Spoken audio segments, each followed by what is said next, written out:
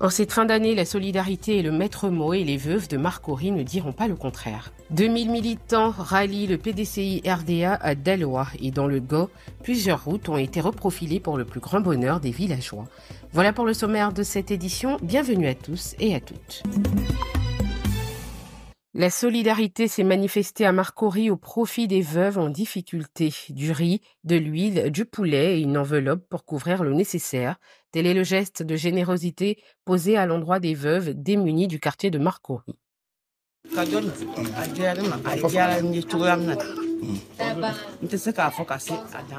Ce cadeau, je suis tellement contente de l'avoir, je ne pourrais exprimer toute la joie qui m'anime à ce jour.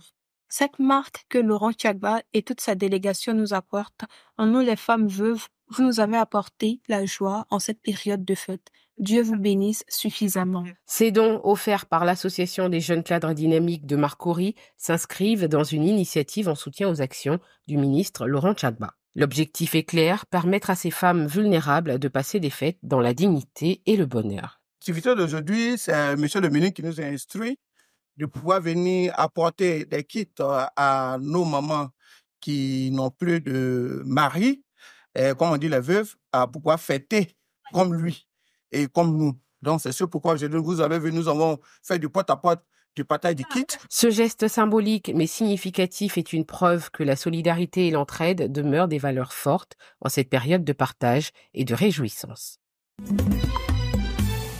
À Thiébissou, des vivres composés de riz, d'huile, mais aussi des enveloppes aux populations vulnérables de 14 villages de la sous-préfecture, de quoi passer de belles fêtes de fin d'année. Une organisation de la région a pensé à eux. Son président en donne les raisons. Raoul Folero dit que nul n'a le droit d'être heureux seul. L'objectif aujourd'hui, c'est de partager le peu que nous avons. Faire en sorte que chacun puisse avoir un peu en cette période de fête. C'est pourquoi nous avons sillonné les villages pour leur apporter le peu que nous avons. Notre souhait, c'est de faire tous les 110 villages de Thiébissou. Mais pour l'instant, nous faisons avec ce que nous avons. Suite à ce geste, les bénéficiaires ont exprimé leur gratitude.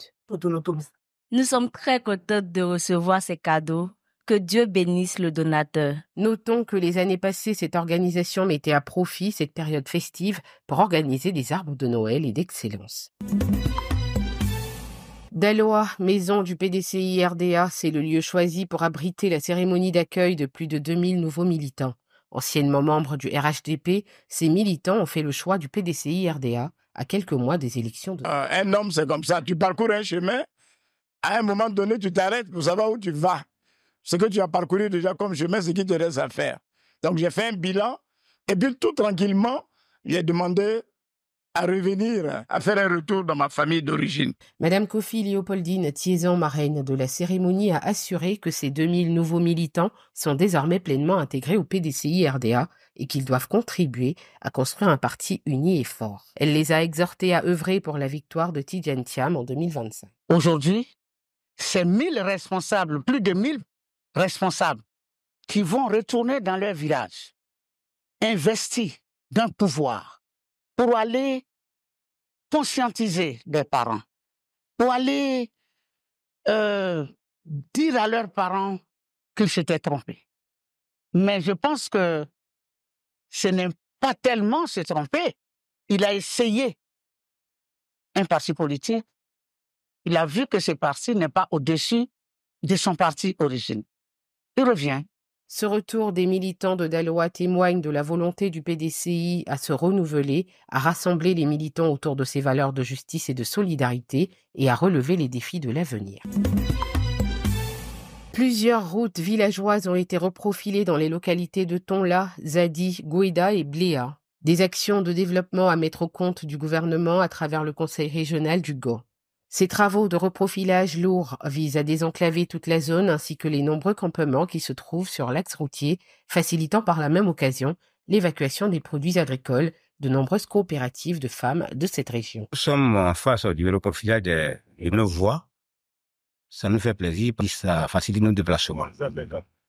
Donc c'est une grande joie pour nous, pour moi et pour la population.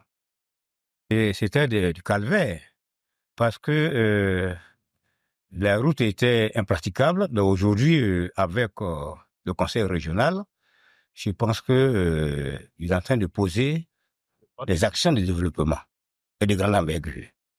Je remercie les conseils généraux de Côte d'Ivoire ici. Je suis quitté au champ, j'ai arrivé sur la route et ils ont bien travaillé. Ils ont quitté à Degonofla, Goïda, Bléa. Ils ont arrivé à Zadi. Je prie Dieu que la route ce sera bonne pour nous tous. Vraiment, c'est émouvant parce que ça raccourcit d'abord les distances et ça nous permet de voyager sans aucun problème. Et cette genre d'activité comme ça, s'y mettre de façon ardue est très bien déjà parce que, bon, félicitations. Dans le conseil régional, c'est d'abord félicitations. Parce que c'est pas tous les présidents de chaque département qui s'attellent à faire un truc de ce genre-là. Pour se rendre compte de l'effectivité des travaux, une délégation d'élus et cadres du GO s'est rendue dans les différents villages concernés. Cette délégation a été conduite par Julien Conan, 4e vice-président du conseil régional du GO. La voix de Zadi Magwegepa est en cours et vous voyez, les choses sont très bien, le chef est là. Ensuite, la voie de Zadi à Fabla-Kakuru jusqu'à Wikao, sortie sur le bitume, en partant par Gagnoa, est effectif. Les travaux sont effectifs. Vous vous rendez compte également de ce que la voie de Goïda à Zadi, en passant par Bléa, est une réalité. Et également, les jours à venir, Niemiekro, Alangmabourkro et autres. Et après, dans la zone de Oumé, Goulikao, et Yehuda et tout ça. Outre ces travaux, il faut noter qu'un vaste projet d'électrification villageoise a été également réalisé dans le campement de Wikao, une localité située à 37 km de Gagnoa. Ainsi prend fin cette édition. Merci de l'avoir suivi. L'information se poursuit sur cette info et sur www.cetinfo.ci.